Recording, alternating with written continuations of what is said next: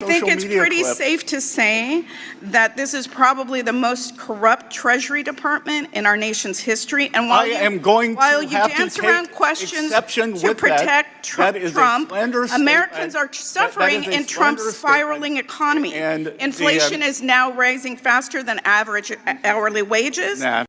Before we dive into the full story, comment where you're watching from, and don't forget to like and subscribe so you don't miss the next one. Linda Sanchez just flipped the script on Treasury Secretary Scott Bessent. When Bessent claimed he couldn't discuss Trump's audit situation because of ongoing litigation, Sanchez didn't let him hide behind that answer. As a lawyer, she asked one simple question: what case? And suddenly the explanation started falling apart. Bessent couldn't name the specific case blocking his testimony. Sanchez then pointed out that the legal matter being referenced was about a suspended funding issue, not Trump's audit immunity. She argued the excuse didn't actually apply. Then came the final blow. She cited Supreme Court precedent showing that ongoing litigation does not automatically prevent someone from testifying before Congress. The defense collapsed, and Sanchez accused the Treasury Department of protecting powerful interests instead of giving Americans clear answers. Thank you, Mr. Chairman. Secretary, nice to have you back before our committee. Mr. Secretary, do you believe that all Americans should follow our tax laws? Yes, Congressman. Yes, good. So do I. And do you believe that for those Americans who break our tax laws, they should be audited or held accountable? Well, I think there are two things there. An audit is not a result of breaking the law. Yes or no? Simple question. Well, no, it's not a simple question. It's okay, a two-part then question. Let me break it into two. Do you think they should? If you're asking me, should every taxpayer be audited? Please answer that. I came here for answers. If you came here to waste time, I'm going to try to make sure you don't do that. Do you believe that people who lie on their tax returns should be audited? Yes. Okay. Do you think that people who break our laws should be held accountable, our tax laws? Yes. Okay. Thank you. Very simple. Not a hard question. I'm glad we agree. So why is it that you are allowing President Trump to have complete immunity from being audited? Again, I'm going to have to refer you to my previous statements. And what was your previous statement, sir? That I am unable to comment on any of the ongoing litigation. Okay, can you name the ongoing case concerning President Trump's immunity from audit? Sorry? Can you name? There are three cases. Can you name them, please? That are out there now, and I will be happy to get back to you on those, because again, I am not a lawyer. Okay. We are represented by the DOJ. Great. You said that you can't because there's ongoing litigation. You'll get me the name of the ongoing litigation, because the only ongoing litigation that I know of is surrounding the $1.8 million slush fund, which has already been suspended. The fact is that the judge's ruling in the litigation that references that slush fund only addresses the anti-weaponization fund. It doesn't even address Trump's immunity from audit. So I would like to ask unanimous consent to enter into the record the judge's order in the Floyd versus Department of Justice case. Without objection. Thank you. Now, Secretary, you said you're not an attorney. Is that correct? Mercifully. Okay, well, I am, and I'm actually proud to be an attorney and know the laws, and I know how to read a judicial ruling. Furthermore, I know that since 1962, the Supreme Court has held that ongoing litigation does not prevent someone from testifying in a congressional hearing. So once again, I'm going to ask, why are you allowing President Trump and his family to have complete immunity from being audited? Again, since you're a lawyer, you will understand that the U.S. Treasury and the IRS are represented by the Justice Department and the Acting Attorney General. Yes, but I just mentioned a Supreme Court case that doesn't bar you from testifying. It's pretty clear to me, though, however, that you're not interested in answering questions. You're interested in arguing. Let me ask you this question. If President Biden amended a prior tax return and claimed that he was owed $1 billion, do you think that that would be audited, or should it be audited? I'm not going to talk about any because you're not really here to answer questions. I don't understand why you wouldn't audit that, and I don't understand why you wouldn't do the same for President Trump. So the ruling, Do you have the ruling by the do you- Justice Department, Do you have excuse specific me. knowledge of an audit of President Trump? Excuse me. It's my time. you have specific You're not here to knowledge? ask me questions. I'm here to ask you questions, and hopefully you're here to try to answer some of them. I'm curious to know who counts as Trump's family for the purposes of this immunity. Is it his children, his in-laws, his grandchildren, his second or third cousin, his great-great-grandchildren? Do you know the answer to that question, Mr. Secretary? Again, I imagine you have the Justice Department phone number. I suggest you call them. I'm not the one that runs the Department of the Treasury or that oversees what is happening with this immunity And that has been granted. I'm not the one either. We follow the instructions of our lawyers, and we obey the law, I hope Representative. that you're proud of your performance today, Mr. Secretary, well, because I think hope you get some I social think it's media pretty clips. safe to say that this is probably the most corrupt Treasury Department in our nation's history. And while you dance around questions to protect Trump, Americans are suffering in Trump's spiraling economy. Inflation is now rising faster than average hourly wages. Gas prices are at an all-time high with the war in Iran. The cost of groceries has risen 3.2% over the past years, and prices on most goods have gone up because of Trump's tariffs. So I don't see how you could call that anything other than a failure of the most corrupt Treasury Department in history. Your time has expired, Ms. Sanchez. Thank you. My time has expired. Secretary, I would love for you to respond to the accusations at your department. And thank you, Mr. Secretary, for being here.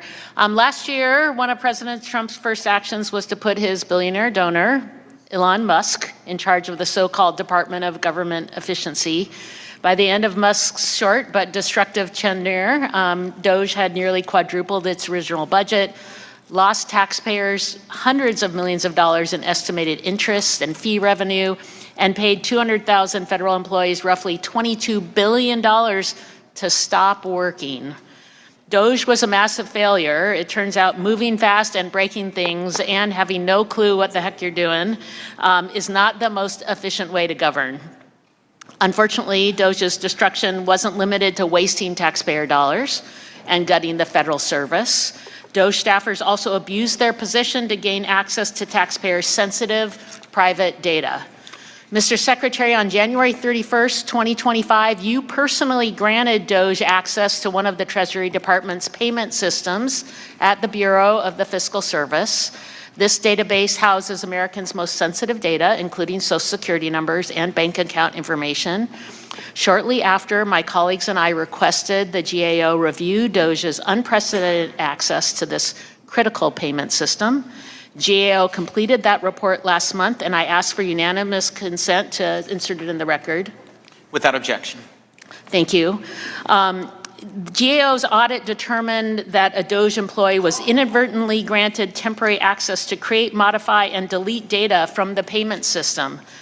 Mr. Secretary, you failed to impose basic safeguards that left millions of Americans' personal data vulnerable to unauthorized access and abuse. And so my question for you is, do you take responsibility for that? And what specific measures, if any, have you taken afterwards to protect the affected individual's data and rebuild confidence in your department's handling of sensitive information? Again, would you care to look up what does inadvertent mean? Have you taken, but you're in charge. You are responsible for this. Do you take responsibility for that? Do you take responsibility? I will take responsibility. Okay, and then again, what has been done to make sure that can never happen again? Congresswoman, it was read-only. They had no ability to edit. What has happened to make sure that never happens again? We have, just as we have at the IRS, we have tightened up all protocols on systems. I guess that's not very specific, but the GAO also found that a DOGE staffer sent an unencrypted file containing USAID payment information and individuals' names to external DOGE personnel at the General Services Administration. Soon after, it was reported no disciplinary action was taken, despite the employee's failure to protect federal and non-federal employees' sensitive personal data and comply with security requirements. So again, Mr. Secretary, when employees who violate IT security rules are not held accountable, what does that message send to agents? And why don't you hold someone Why accountable? are you bringing up USAID with me? Because a DOE staffer, GAO found that a DOE had payment information. Payment information. USAID, I do not oversee. I wear many hats in this administration, not one. And this is still, this is a file containing payment information. Are you not in charge also of the Treasury? That has USAID, that has nothing to do with us. But payment information has nothing to do with it. Again, it was not sourced at the Treasury. Why are you bringing this up with me? So GAO provided 6 recommendations to address identified weaknesses, including ensuring staff agree to comply with IT security rules and configuring systems to detect and prevent the transmission of unencrypted payment data. The report states that the fiscal service, again, the fiscal service, part of your agency agreed that 3 of the recommendations, or agreed with 3 of the recommendations and did not state whether it agreed or disagreed with the other 3. So, Mr. Secretary, can you confirm Treasury's position? This is part of your purview, that Treasury's position on all 6 recommendations. And if you agree that they're warranted, please let us know. And if you disagree with the recommendations, please explain why. Again, I don't have a copy of the recommendations in front of me. Your office did not share them in advance. We'd be happy to get back to you. That we would obviously agree with the ones where we've already agreed. So I hope that you understand that these are findings from the GAO about ensuring that information is protected. And again, we have seen access to taxpayer information leaks. What are you doing to address this? And are you taking responsibility? People don't have faith that access has been given against the law. Well, again, President Trump and his family and employees of the Trump organization, 400,000 people had their tax returns stolen at the IRS. You are in charge. What are you doing to prevent that? And Americans' people's sensitive information has been leaked outside. Ms. Bennett, your time has expired. We have tightened the protocols. We have tightened access. And you have said nothing specific of what you've done to Ms. ensure. Bennett, your time has expired. Mr. Estes is recognized. Good to see you, Congresswoman. So frustrating.